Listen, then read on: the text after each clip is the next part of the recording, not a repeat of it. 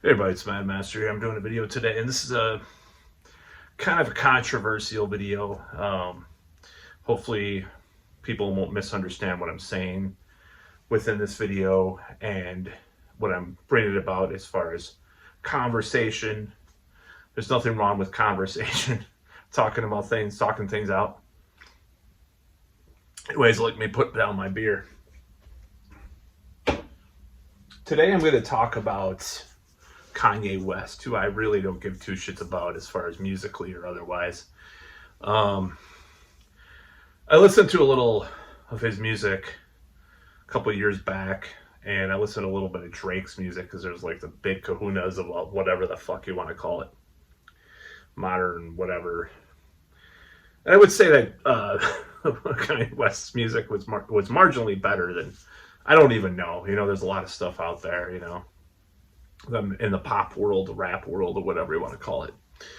So actually, I do kind of like The Weeknd because there's a little synth wave shit in there. So, but anyways, that's just I don't really like it, but it's better than a lot of the other stuff that's out there. So that said, I'm going to talk about this whole thing, this controversy and the anti-Semitic stuff, by taking you back 30 years ago. Actually, a little bit over 30 years ago, to very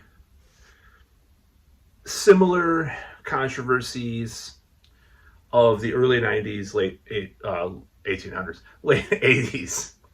And there was it was something that's been drawn to my attention because I grew up with someone who was a person, in the household that was a person of color, whatever you want to call them, and we had a kind of a conversation about this because was a controversy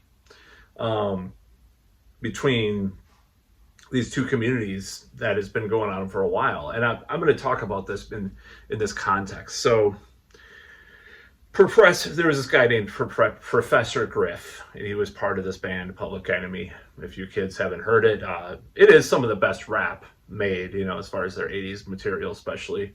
I'm not a big fan of rap, but it is better rap than a lot of what came after.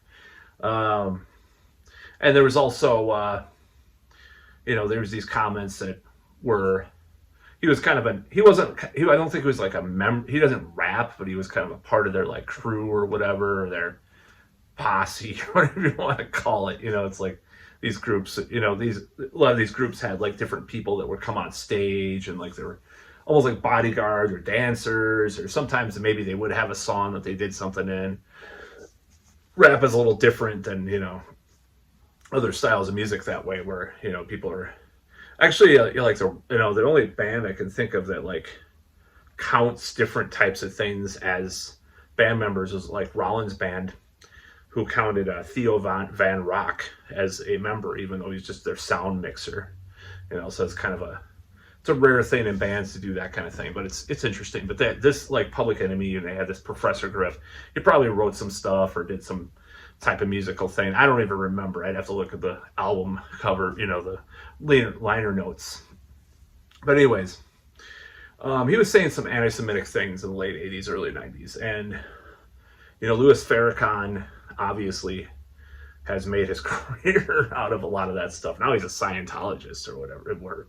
Is working with Scientology to Griff's mixed together. But anyways, that's a whole other story. It's really messed up. But Professor Griff got in trouble for that. He apologized. I don't know if they kicked him to the curb, but I can't, there was a lot of controversy with that. But a year or two later, or around the same time concurrently, Ice Cube, the rapper, I don't know if this is the song. His early 90s stuff is pretty good too, actually. If you want to listen to good rap, it is like this type of stuff, right? At least like non-auto-tune good rap, whatever, from the early 90s. I believe the song was called, I'd have to look it up, but I'm just kind of doing this impromptu video, so I haven't really prepared for this video, but it was a flash in my head for a couple of days, but I didn't really do any background on this video. I just decided to do it tonight. So I believe the song was called No Vaseline or something like that, and he starts talking about some kind of anti-Semitic kind of things in the song. And growing up with people that from that community, what they've told me is that there's been acrimony between those two communities for a long time for various reasons. Now, it's not because one of the groups or the communities are naturally, genetically this way or that way or anything like that. Let's not kid ourselves. Culturally, there have been things that have been in society that have drawn these two rivalries, if you want to call it that. You know, like a lot of things that happened, the 20th century maybe between certain groups. See, a lot of things, a lot of these conspiracy things, or a lot of these tropes or these cliches or stereotypes are because of things that happened. Like, for example, there might be culturally. Okay, I'm just going to start out by saying I'm going to backtrack a little bit, that I am of Semitic descent. So I'm not feeling like that's an excuse for what I'm about to say. But yeah, I have like matrilineal descent. I'm descended from the people, you know what I mean? the chosen ones, I do have that in me. So I don't want to say this is even anything about genetics or anything like that. Just culturally alone, culture.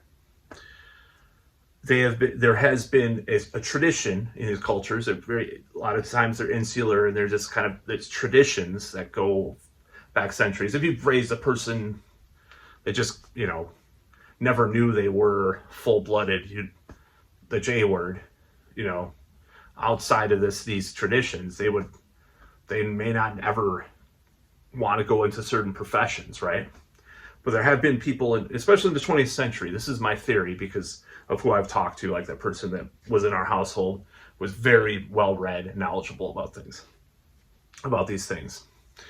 There has been a tradition of them kind of having certain types of financial I'm not trying to make. I'm just saying, like in these communities, they intermingled, like real estate and some financial stuff.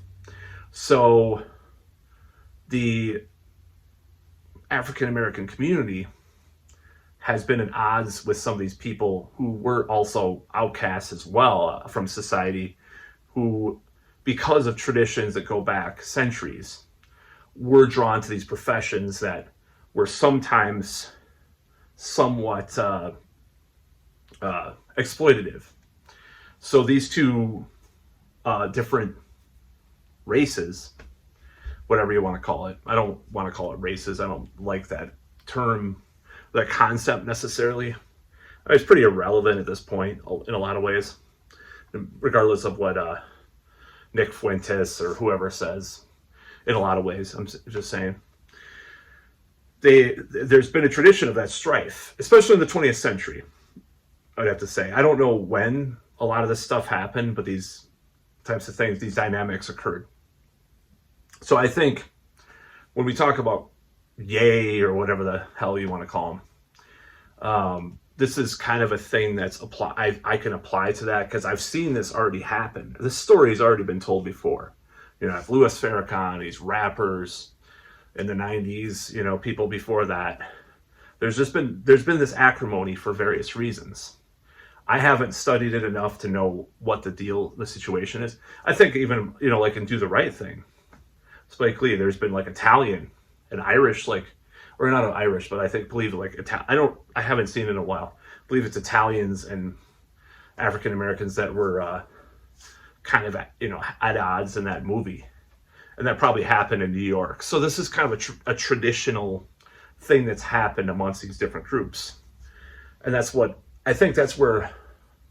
and I mean, Kanye's a fucking maniac. Let's not kid ourselves. But we have to look at these things, and we have to look at these traditions, these traditional rivalries, look into these things, because I think we can get to the core of why, he did. What I'm trying to say is Kanye didn't come out of the blue and just start saying this shit. It's like, there's a reason why he's saying it. And another reason is because Christianity has been at odds with Judaism for so long too. We become like a weird fundamentalist Christian, whatever he is, whatever the hell Kanye is. Then there's that's that thing too. So I'm trying to approach this. It sounds like I'm walking an eggshell or something. Like, oh, you're not saying the right thing, man. White nationalists watch this video and be like, or whoever, some bitch shoot showed or whatever, might watch this and be like, I mean, they might think I'm a self-hating J word, whatever. I mean, these intellectual traditions amongst those people are my people. They're not necessarily my people, just part of me. You can cut off my arm. This part, I'm just kidding. Yeah. The intellectual traditions have been very, very influential in society. That's the whole point. That's the point where I'm trying to make. In very good ways, too. There's been a lot of good things that have come out of these traditions. Intelligentsia. A lot of the intelligentsia of various movements, dissident movements, have been because of these intellectual traditions that have attracted cultural people that were culturally raised in that religion or whatever you want to call it, race or whatever. They have been attracted to these different traditions in bad ways and in good ways. That's my whole point. And that bad ways is where, things become exploitative or, nefarious in some of those situations. But that doesn't mean that if someone's born, that way, the J word, they're going to automatically become like the Monopoly man or the ridiculous, like, Yahtzee, I'm just going to use code words, stereotype with the thing, with the nose or whatever. I have a big nose, so I'm probably look like that guy already, so I don't give a fuck anyways. But, it's like one of those things. And people, we got to talk about these things. That's my whole point. We have to talk about why there's these traditions of rivalries. Nobody's talking about that. They're just talking about how Kanye's a Yahtzee, Nick Fuentes is a Yahtzee. Nick Fuentes is a different matter. I think he's just like a narcissistic, autistic maniac, honestly. Like, I don't know what the deal that guy is. Oh, I'm in my parents' basement. I just watched this thing, Louis Theroux, actually travel around with him. He's just way more empty than I even knew. Like, I watched some right-wing commentators, and I think a lot of them are very intelligent, like Six Hexenhammer. Watch him all the time. I like his material. I disagree with probably a lot of what he says and a lot of what he's for, but he can articulate his points. He can talk about things. I watched a little bit of, some of these other guys, and it's just empty rhetoric and stupidity. So that is a diss. I don't care. They could diss me all they want. I don't give a shit. Because I'm the enemy anyways. Now that I'm outing myself in this video. Oh my god, I've said it in previous videos, so I don't really give a fuck. But that's the whole thing. People have to talk about these things, and we have to talk about these different rivalries and stuff. Like, for example, another thing that happened in the early '90s is there were a lot of Korean immigrants in like South Central LA. So that was part of like Ice Cube's like sort of racist, by the old definition, thing against, he talks about Koreans in his songs and stuff because they had some rivalries and some, types of conflict in those communities. And they're both, poor. I mean, one, they're culturally might be more conservative in a certain way in the Korean community versus the African American community is a little different because just a lot of the stuff that's happened over the years and stuff. So they have these rivalries and stuff, and a lot of the things that happen, like in the riots, and it's a scary types of things that happen between these two groups. So that's what I'm talking about in this video. These two groups, namely people of certain descent having maybe in some situations having a disproportionate representation in certain professions because of cultural traditions over the centuries for various reasons. And some of that is because of oppression too, because like, oh, what else can we do? We have to do this profession. I've read all about like some of the reasons why they became, or we became, the big bankers stuff. Okay, I'm just saying like why we became like that, like financially into these traditions. It's not. It's definitely not from some like we're born that way or some shit. You know, that's my whole point in this video actually. But it's un-PC to talk about like, well, maybe because of cultural traditions, because automatically you're going to be tied in and all this stuff. But you have to talk about these things. You have to talk about the, you know, like the person that grew up in my household. You know, there was a person of color, whatever you want to call it, you know, whatever you want to call him, which is, I don't know what he would think about that if he were still alive. But like, you know, he talked about like, well, you know, this is the way things were in this region, you know, of the country, where these groups were moving in and they were getting these kinds of professions and doing this whole thing, you know, with this situation. And this housing was, you know, they were buying up, they were gentrifying things or doing this or that. So, and then the, you know, the poor black kid or whatever who's writing raps or whatever will see this stuff and be like, shit, you know, this is, and then read some crap by Louis Farrakhan or whoever, and then kind of tie those two things together. And that's what would happen because it was actually happening to them, just like these exploitative practices or these types of repression kind of things. Because people, you know, made money in the United States, you know, different groups made money, just like the Italian mafia. I'm not anti-Italian by saying there's an Italian mafia, you know, there is. And that's kind of a tradition that happened with that certain ethnic group. That's all I'm saying. So, yeah, we don't want to talk about those things because on PC, politically incorrect. That's what's missing from the conversation, really, from talking about Kanye and all that stuff. But he probably doesn't even, that guy is probably so out of it and dumb that he doesn't know that's like the root of where his anti-Semitism is coming from. He probably doesn't realize it. Maybe he does. I don't know. The guy is off his rocker at this point, like the whole Alex Jones thing. But yeah, I mean, we have to talk about these things. I like to look at the roots of things. I don't care if it's uncomfortable to look at these things, you know?